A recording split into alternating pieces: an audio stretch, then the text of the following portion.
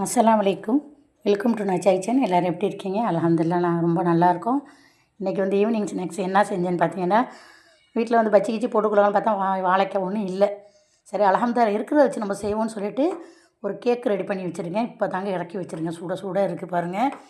ஒரு அடுப்பில் டீ வச்சுருக்கேன்.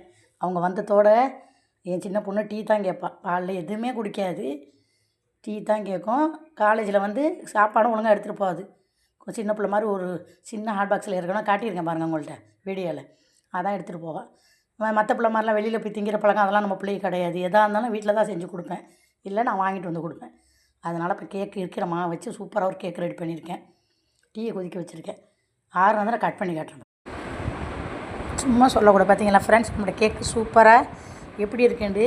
ஏன் நான் வச்சு செஞ்ச கேக்கு நானே மெச்சிக்கிறதுல இது இல்லை, ஆனால் உண்மையிலே கேக்கு எனக்கு சூப்பராக வருங்க.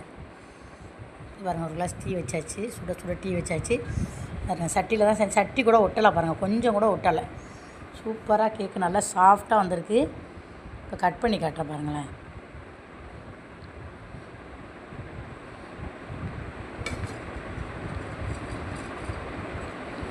ஒரு கையால் வீடியோ எடுத்துக்கிட்டு ஒரு கையால் வச்சு கட் பண்ணுறேங்க. பாருங்க, அவ்வளோ சாஃப்டாக தருங்க, சூப்பராக இருக்குது. எனக்கு சாக்லேட் கேக்கு எல்லா கேக்கும் வருங்க. சும்மா நார்மலாக சட்டியில் தான் வச்சு செய்கிறேன் பாருங்கள்.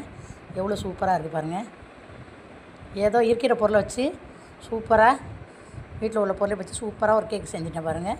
இந்த வீடியோ பிடிச்சிருந்தால் லைக் பண்ணி ஷேர் பண்ணி சப்போர்ட் பண்ணுங்கள், சப்ஸ்கிரைப் பண்ணுங்கள்.